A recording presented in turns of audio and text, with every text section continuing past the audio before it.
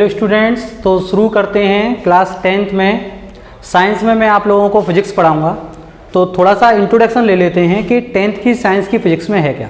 तो देखिए 10th की साइंस में जो आपका फिजिक्स वाला पोर्शन है वो 25 मार्क्स कंटेन करता है। और अगर हम बात करें इसमें यूनिट्स की, तो आपकी फिजिक्स में बेटा 2 यूनिट हैं। पहली है natural phenomena and second one is effect of current। इसके अंदर आपके बेटा 2 चैप्टर हैं। पहला चैप्टर है लाइट रिफ्लेक्शन एंड रिफ्रैक्शन, और दूसरा चैप्टर है आपका human I and colourful world. Effect of current की बात करें, इसमें भी आपके 2 चैप्टर हैं। पहला है electricity and second one is magnetic effect of electric current. तो ये दोनों जो आपकी यूनिट हैं ये आपके 25 मार्क्स कंटेन करती हैं। यानी कि आपका जो बोर्ड का एग्ज़ाम होता है 80 मार्क्स का, उसमें 25 मार्क्स जो हैं इन दोनों यूनिट से आते हैं, और यही तुम्हारा फिजिक्स का पार्ट है। तो आज हम लोग स्टार्ट करेंगे अपना chapter first, light reflection and refraction. चलिए तो स्टार्ट करते हैं। हमारा एनसीईआरटी में ये आपका चैप्टर 10 है, और एस चंद की बात करें तो एस चंद में ये आपका चैप्टर 4 है। लेकिन हम एनसीईआरटी के अकॉर्डिंग चलेंगे, इस वजह से हम सबसे पहले इसी चैप्टर को पढ़ेंगे, light reflection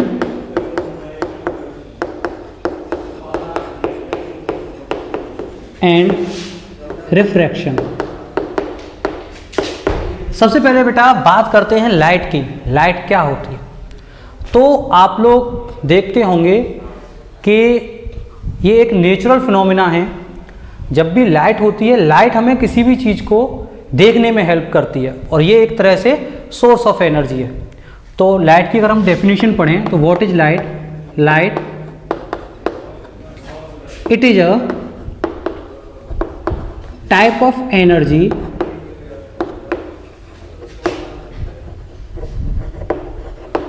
which enable us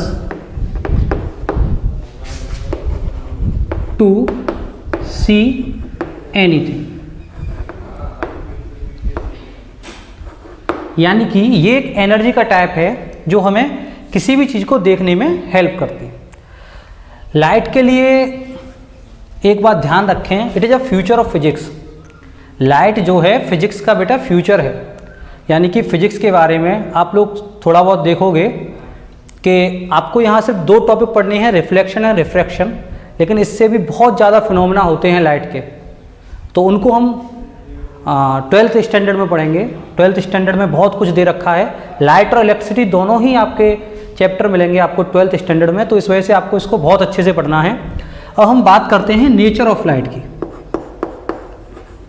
तो देखिए नेचर ऑफ लाइट से पहले मैं आपको बता दूं, लाइट के बारे में 2 थ्योरी आई थी। एक आई थी वेव थ्योरी, और second one is particle theory.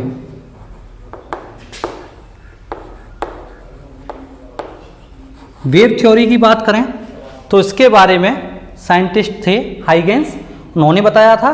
और पार्टिकल थ्योरी के बारे में सर आइजैक न्यूटन ने बताया था। तो वेव थ्योरी क्या कहती है लाइट में? Light contains electromagnetic wave. Light contains electromagnetic wave which do not require any material to travel। यानी कि हाइगेंस ने क्या बताया कि लाइट जो है इलेक्ट्रोमैग्नेटिक वेव को कंटेन करती है, जिसको ट्रेवल करने के लिए किसी भी मीडियम की ज़रूरत नहीं है, किसी भी मटेरियल बोल दो आप, मीडियम बोल दो, उसकी उसे ज़रूरत नहीं है। इट मीन्स लाइट जो है वैक्यूम में भी ट्रेवल कर सकती है। वैक्यूम का मतलब क्या होता है? A place where air is not present is called vacuum. Particle theory की बात करें तो इसके बारे में सर आइजैक न्यूटन ने बताया था। तो इसमें बताया था light is a combination of particles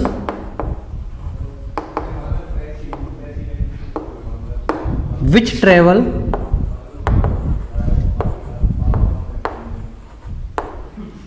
very speedily in straight line।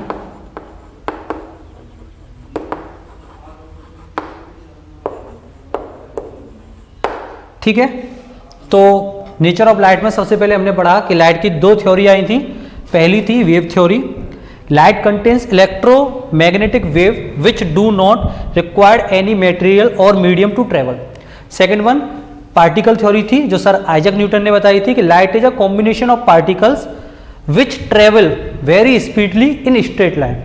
लेकिन बाद में जब बहुत सारे एक्सपेरिमेंट हुए तो पता पड़ा जो हमारी लाइट होती है उसमें ड्यूल नेचर होता है, उसमें वेव्स भी होती हैं, उसमें पार्टिकल भी होती है। और इस स्टडी को, जिसमें आपकी वेव थ्योरी होती है और पार्टिकल भी होते हैं, उसको हम बोलते हैं बेटा quantum theory of light. Please pause the video to note it down.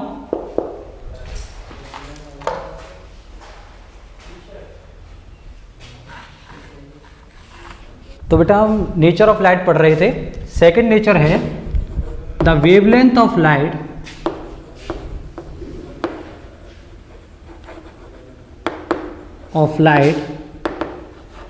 About 4 into 10 to the power minus 7 to 8 into 10 to the power minus 7 metre. यानी कि लाइट की जो वेवलेंथ होती है वो 4 into 10 to the power minus 7 metre to 8 into 10 to the power minus 7 metre होती है। इसमें एक बात आप लोग और ध्यान रखें, बहुत से लोग इसको एंगस्ट्राम में ही और डिस्क्राइब कर देते हैं।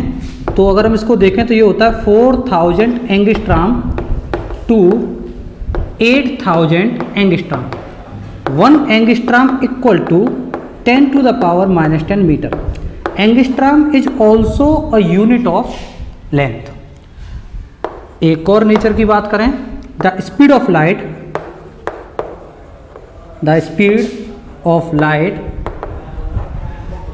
इन vacuum is 3 into 10 to the power 8 metre per second. यानी कि जो लाइट की स्पीड होती है वो 3 into 10 to the power 8 metre per second होती है। That is the nature of light. तो हमने क्या क्या नेचर पढ़े लाइट के, एक बार फिर से उसको एक्सप्लेन कर देते हैं। ये दो थे, पहला था हमने वेव थ्योरी पढ़ी थी और पार्टिकल थ्योरी। वेव थ्योरी के अंदर हमने क्या पढ़ा, जो लाइट है वो इलेक्ट्रोमैग्नेटिक वेव की फॉर्म में रहती है। और पार्टिकल थ्योरी में पढ़ा कि जो लाइट होती है वो टिनी पार्टिकल की फॉर्म में रहती है। वेव थ्योरी को किसने बताया था? हाइगेंस ने। एंड पार्टिकल थ्योरी को न्यूटन ने बताया था। Second one is the wavelength of light is about 4 into 10 to the power 7 metre to 8 into 10 to the power minus 7 metre. And the speed of light in vacuum is 3 into 10 to the power 8 metre per second. अब उसके बाद हम आते हैं अपने phenomena पे जो हमें पढ़ना है, that is reflection of light. तो रिफ्लेक्शन ऑफ लाइट की बेटा बात करते हैं हम लोग। बेटा हमारा पहला फिनोमिना है रिफ्लेक्शन ऑफ लाइट। तो रिफ्लेक्शन ऑफ लाइट की अगर हम बात करें तो उसकी डेफिनेशन है बेटा bouncing back of light from a surface is called reflection of light. तो रिफ्लेक्शन ऑफ लाइट को bouncing back of light from a surface is called reflection of light. एक फिगर बनाते हैं, मान लीजिए एक सरफेस है और मैंने इसको पीछे से थोड़ा सा पॉलिश्ड कर दिया। अभी ये सरफेस आप लोग ध्यान रखें, ऐसा ना हो पॉलिश्ड सरफेस हो। आप एक एग्जाम्पल के तौर पे मिरर को ले सकते हो। ये मैंने एक प्लेन मिरर ले लिया और ये नीचे बेटा पॉलिश्ड है। अब यहाँ पे पॉलिश ज़्यादातर आप लोग ध्यान रखें मरकरी की होती है और आपकी रेड ऑक्साइड की होती है, और सबसे अच्छा जो हम रिफ्लेक्शन के लिए मानते हैं दैट इज सिल्वर। तो मान लीजिए कोई एक लाइट रे आई और इससे जब ये टकराई तो ये वापस लौटी, इसी को हम क्या कहते हैं? Reflection of light. देखिए, bouncing back of light is called reflection of light. जो लाइट रे हमारे पास आती है उसको हम बोलते हैं बेटा incident ray, that is incident रे। और जो हमारी बाउंस बैक होती है उसको हम लोग बोलते हैं रिफ्लेक्टेड रे। इसके बीच में बेटा हम एक नॉर्मल डाल देते हैं, ठीक है। चलिए देखिए, इंसिडेंट रे और नॉर्मल के बीच का जो एंगल होता है जिसको हम डिनोट करते हैं आई से, इसको हम बोलते हैं बेटा एंगल ऑफ इंसिडेंस। फिर से देखिए, इंसिडेंट रे और नॉर्मल के बीच का जो एंगल होता है that is angle of incidence, और इसको हम आई से डिनोट करते हैं, small I. And reflected ray और नॉर्मल के बीच का जो एंगल होता है जिसको हम स्मॉल आर से नोट करते हैं that is angle of reflection, ठीक है। अभी बात करें रिफ्लेक्शन ऑफ लाइट की, बेटा ये भी दो तरह का होता है। पहला होता है तुम्हारा रेगुलर रिफ्लेक्शन,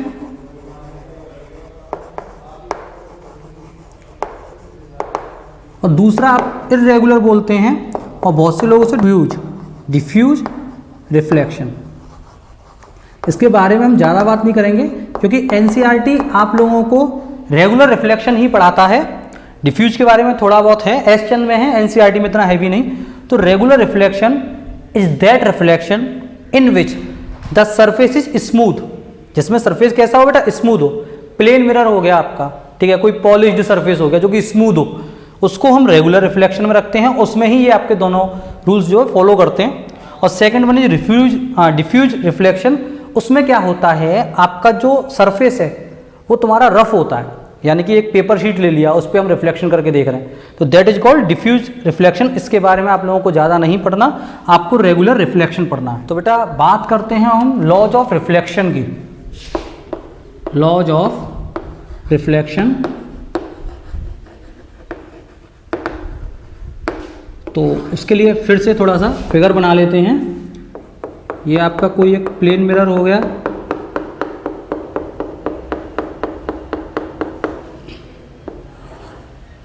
ये आपकी बेटा इंसिडेंट रे हो गई,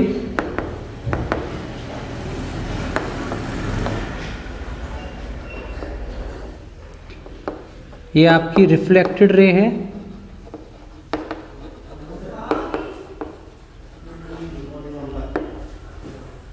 और ये आपका बेटा नॉर्मल है। ये आपको मैंने बताया था एंगल ऑफ इंसिडेंस,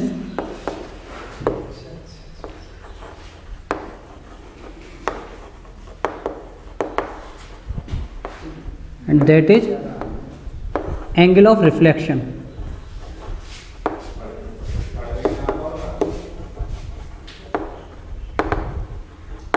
चलिए, तो लॉज ऑफ रिफ्लेक्शन की बात करें, there are two laws of reflection. First laws reflection is incident रे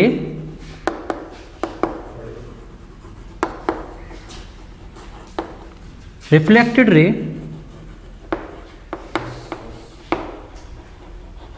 and normal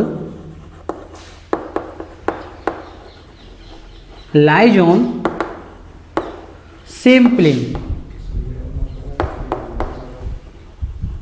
देखो बेटा, आप फिगर में देखो, इंसिडेंट रे थी, रिफ्लेक्टेड रे थी और नॉर्मल, तीनों एक ही प्लेन के ऊपर लाई करते हैं। Second one is angle of incidence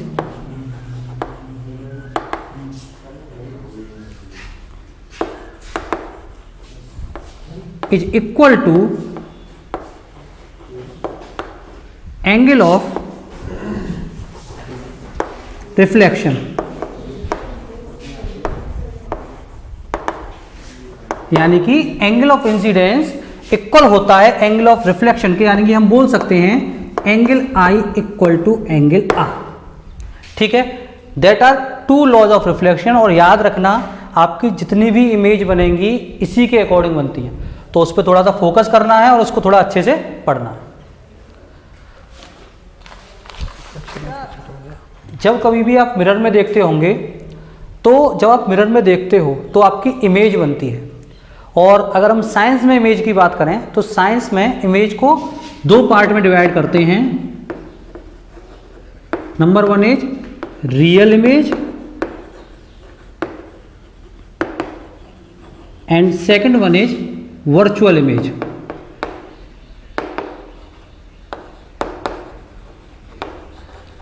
real image की बात करें, एन इमेज that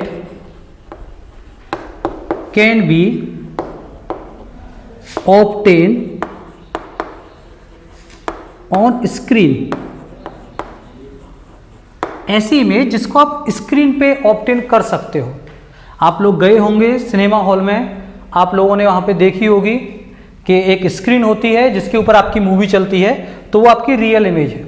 ठीक है, और जिसको आप बोल सकते हो, इसका एक एग्जाम्पल अगर हम देना चाहें, दैट इज सिनेमा हॉल, हाँ, स्क्रीन ऑफ सिनेमा हॉल।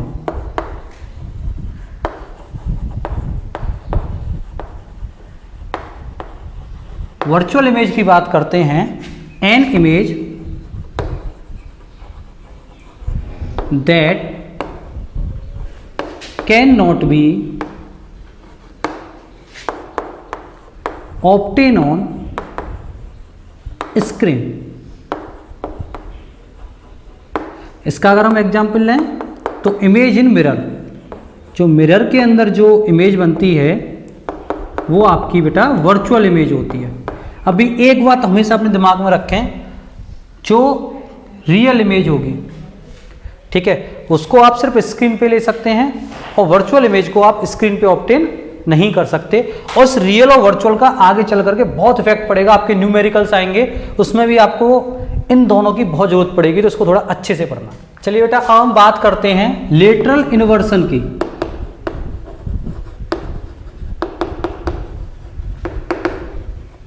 तो क्या होता है बेटा लेटरल इन्वर्सन, इसको थोड़ा समझ लो कि जब आप मिरर में देखते हो तो जब आप अपना लेफ्ट हैंड देखोगे तो आपको मिरर में राइट दिखाई देगा, और राइट हैंड देखोगे वो आपको मिरर में लेफ्ट दिखाई देगा। उसी को हम लोग लेटरल इन्वर्सन बोलते हैं। फिर से बताता हूँ, आप कभी भी मिरर के सामने जाकर खड़े हुइए, जब आप अपने लेफ्ट हैंड को देखते हो वो आपको राइट दिखाई देगा, और राइट हैंड को देखोगे तो वो आपको लेफ्ट दिखाई देगा।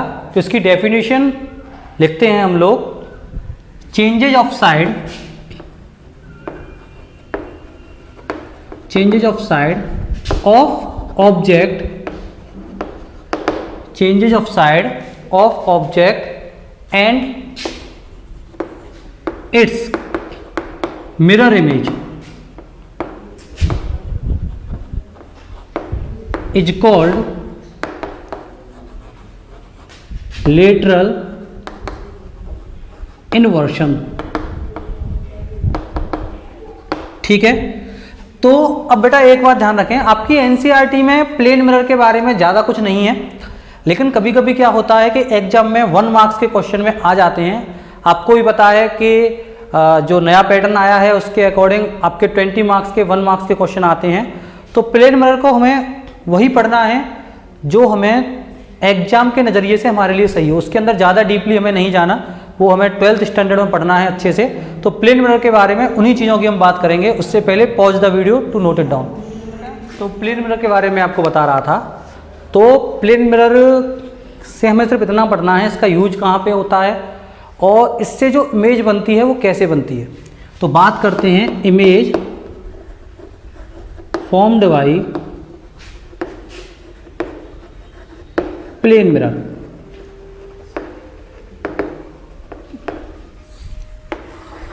बेटा मैं आप लोगों को फिर से बता दूं, एनसीईआरटी में इसका ज़्यादा कॉन्सेप्ट नहीं है, तो आप लोगों को ज़्यादा इसको डीपली नहीं पढ़ना है। तो सबसे पहला प्लेन मिरर ऑलवेज फॉर्म्ड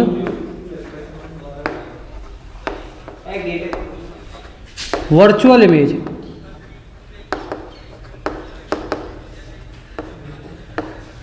ठीक है, एक बात बेटा हमेशा ध्यान रखें, जहां पे वर्चुअल वर्ड आएगा वहां पे इरेक्ट भी आएगा, यानी कि इमेज हमेशा वर्चुअल बनेगी तो इरेक्ट बनेगी और रियल बनेगी तो इन्वर्टेड बनेगी। Second one is always formed erect image. Third one is the size of image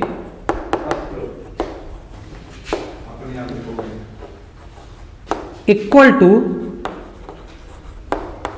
size of object। Fourth one is image formed in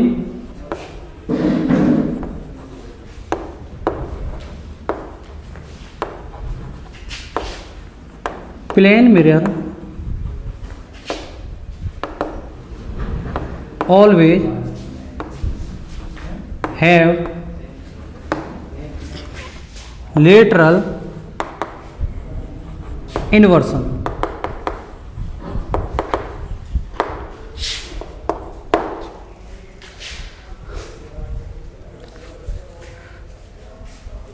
The image formed in plane mirror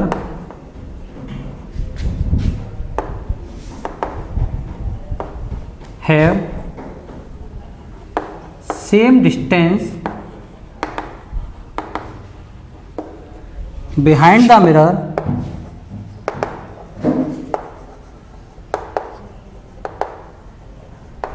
as far object has distance in front of mirror।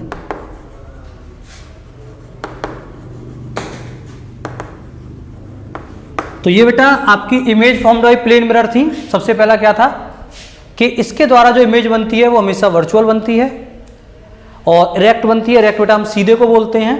और इसका जो size होगा, image का size हमेशा object के size के equal होता है और लेटरल इन्वर्शन होता है। हमने बात की थी बेटा लेटरल इन्वर्शन की। और फिफ्थ वन इज कि इसके अंदर जो ऑब्जेक्ट की डिस्टेंस होगी मिरर से उतनी ही दूर इमेज बनेगी बिहाइंड द मिरर। ठीक है,